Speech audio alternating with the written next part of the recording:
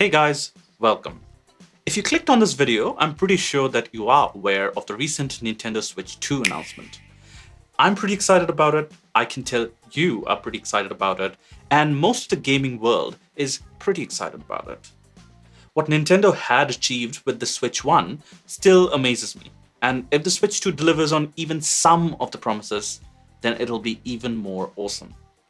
As exciting as the Switch 2 is, it does come with a hefty, and I mean a really hefty $450 price tag. And with the new tariffs likely to push prices even further, unfortunately, not every one of us can grab one at launch. But wait, what if I told you there's a super easy way to enjoy the Switch 2 experience? How, you ask? You just split the cost of a new Switch 2 with your friends. Using this setup, you'll be able to share the one single device among the friend group without having to physically pass the device around. You don't even need to be in the same country. Sounds exciting? Watch on. Today, I'll show you a very simple setup that lets you stream and control a Switch 2 from anywhere using a Raspberry Pi, a cheap capture card, and some cool open source software. Let's dive straight into it. So, as is with any Raspberry Pi project, you will need a Raspberry Pi. Now, I would recommend using at least a Raspberry Pi 4, and although you can technically run this on a Raspberry Pi Zero 2W, having a Raspberry Pi 4 above with a stable internet connection would be ideal. I also have a Raspberry Pi PoE Plus hat, which means I can both get power and internet using a single PoE Ethernet cable. We'll also, of course, need a Nintendo Switch. As of this recording, the Nintendo Switch 2 is yet to be launched, but whatever we do on the Switch 1 should be pretty much applicable to the Switch 2 as well. You also want your Switch to be in docked mode, so you'll need a Switch dock. The last thing we need for this project is a video capture card. You have free reign there. You can use anything from an Elgato Stream Link to a more cheap AliExpress variant. Personally, I have had better results with the AliExpress variants in terms of latency, but if you have an Elgato Stream Link handy, just go ahead and use that. On the software side of things, we will use Raspberry Ninja to create a low latency stream from the capture card. And we'll be using nxbt to create a virtual Bluetooth gamepad. So let's start with installing the required software on our Raspberry Pi. The first step is to flash an operating system on the Raspberry Pi. I'm going to get my thumb drive and put it into the computer. If you wanted to use a micro SD card, that's fine too. Next, we'll need the Raspberry Pi Imager app. If you're on Mac or Linux, you can install it using Homebrew. Just run brew install cask Raspberry Pi Imager. If you're on Windows, you can install it using Scoop by running scoop install Raspberry Pi Imager. And if you don't prefer using a package manager, you can just head to raspberrypi.com/software and download it from there. Once installed, we'll open it up, and the first thing we will need to do is choose the device, which in my case is a Raspberry Pi 4, but you can just as easily select Raspberry Pi 5 if you're rocking one. Next, we'll choose the operating system. You can pick pretty much any Raspberry Pi OS flavor, but Raspberry Ninja also offers a super handy precompiled base image, which comes pre-installed with all the required dependencies. That'll save us a lot of time. So to download that, we'll head to raspberry.ninja/raspberry_pi and download the base image zip file.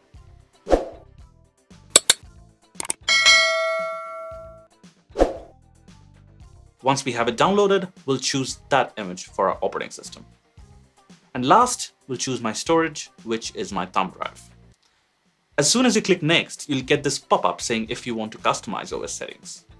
We don't have to do that at this stage because the base image we selected already comes with SSH and few other necessary things pre-configured. We can just select no. It'll give you a warning to consider your decision to wipe off the drive you selected.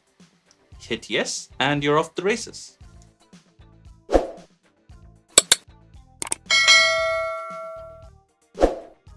Alright, after the OS has been written, let's put the drive in our Raspberry Pi, supply power, and let it boot up.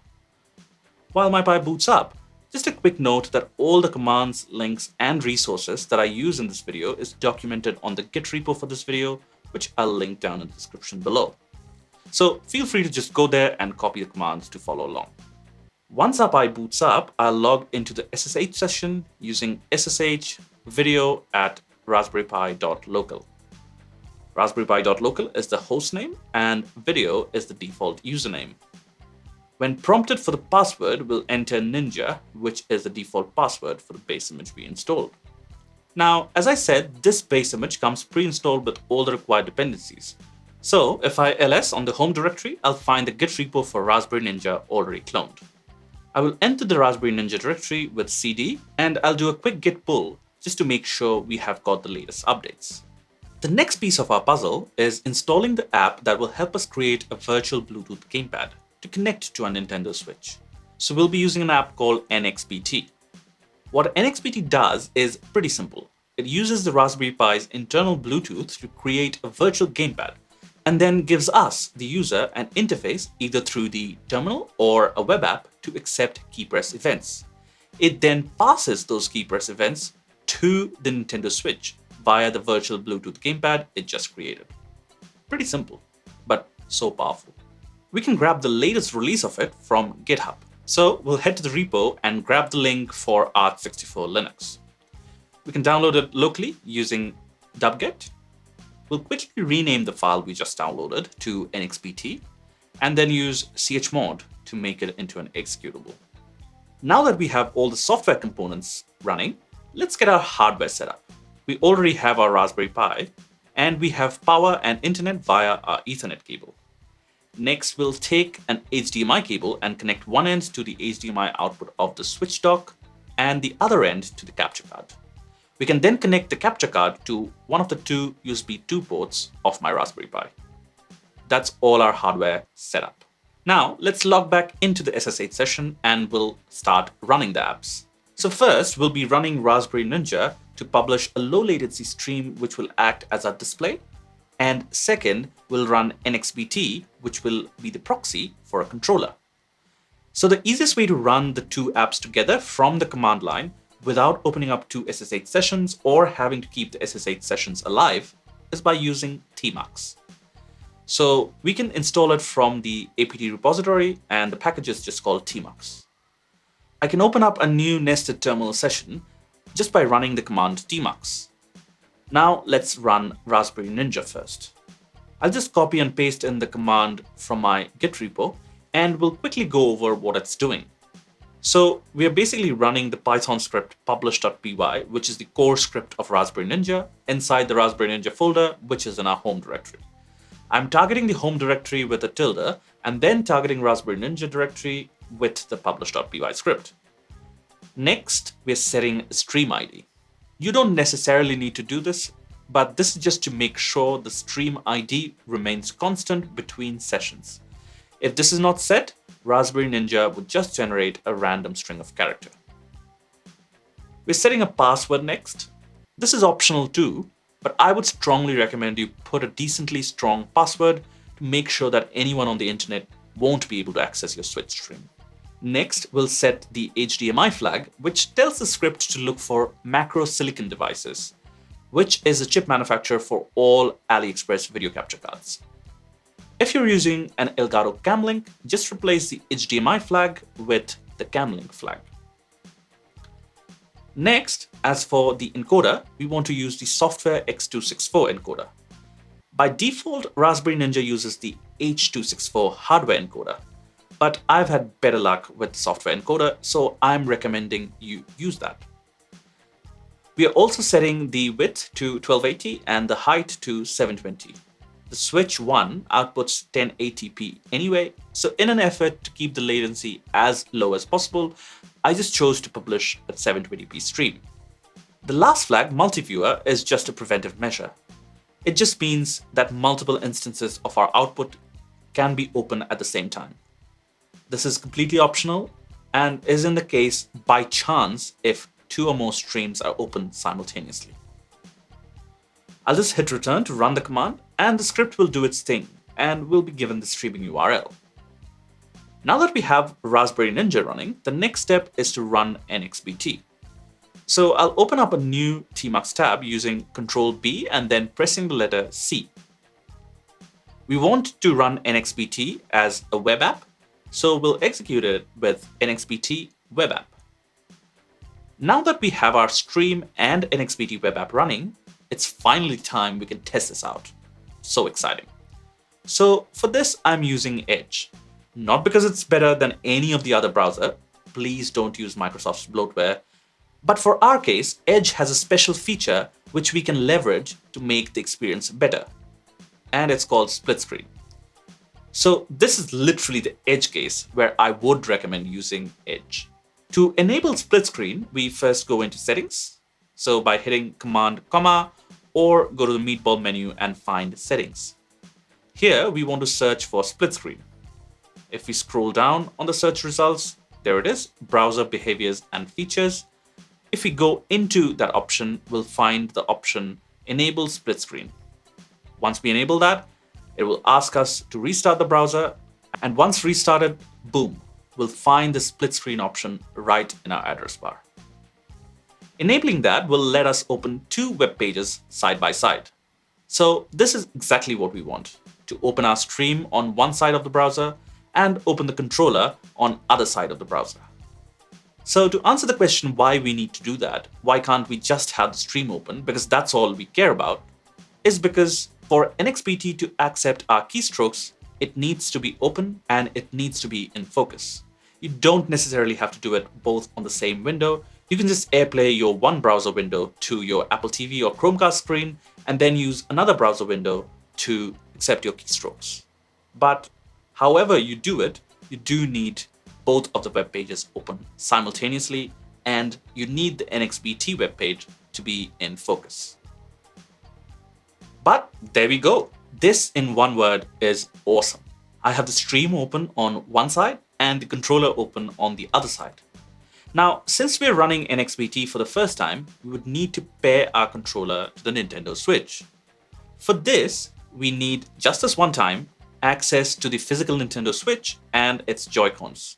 So to pair our nxbt controllers, as you do with any other controller, we will head into the Switch system settings, then go to controllers and sensors, and then we want to be in the change controller grip page. Once we open that page, we'll just stay there, and on the nxbt side, we can create a new controller, and the rest will be taken care of by nxbt. It will create a new controller and it will pair it with our Nintendo Switch. Once you get the successfully paired message, that's it. This is the last time you'll have to do that. The next time we run nxbt, since we already have the controller paired, we will run it with the flag R. So nxbt web app R, which tells nxbt to reuse the controller that was paired last time. Now, just a quick note here that if your switch is in the sleep state, there is no way to wake up your switch remotely and then log back in if your switch is set to log out when it goes to sleep. So make sure that when in docked mode, your switch does not go to sleep or does not lock you out. On the web app, it gives us the option to use the previously paired Pro controller, and then once it's connected, we can use the keyboard to control our switch. So WASD is the left stick, the arrow keys is the right stick, and then JIKL is X, Y, B, and A. So to test it out, I'll quickly open my Pokemon Violet, which I'm playing for the second time, by the way. And with my keyboards, I can basically move around. I can go to the Pokemon Center and heal my Pokemon. And I can do pretty much anything I'd be able to do with a physical Switch over the network. How awesome is this? Now, you don't have to use a keyboard at all, and realistically, using a keyboard won't be our style anyway. So you can pair your own controller, it can be Bluetooth or a wired one, to the machine you're accessing the Switch from, and nxbt will give you an option to select the gamepad as the input device. This is even more awesome. You're using a PS controller or a Nintendo controller or any third-party controller for that matter to control your Nintendo Switch remotely. It still blows my mind as to how well this works. Now, I did promise you at the start of this video that you'd be able to run this even if you were in different countries. So that bit is pretty simple. What you need to do is install Tailscale. I've got a few other videos on my channel on how to do that. I'll link them down in the description below. But overall, it should be plenty easy to install. What I have done from my friends is I have created a specific Tailscale account just for Nintendo Switch gaming, and that way I can add all my friends' devices into that tailnet. That way, they're able to remotely access the nxbt web app. The video.ninja stream generated by Raspberry Ninja is on the internet anyway, so we kind of don't need Tailscale to redirect that. So that's it for this video. Let me know in the comments which Switch 2 games are you most excited for. Give this video a thumbs up if you like what you saw, and if you haven't already, subscribe to this channel and turn on the bell to receive notifications for all my new videos instantly. I've also created a Patreon, so if you want to support me as a creator, you can head over there and support what you can. But for now, this is Upamanyu signing off. Thank you.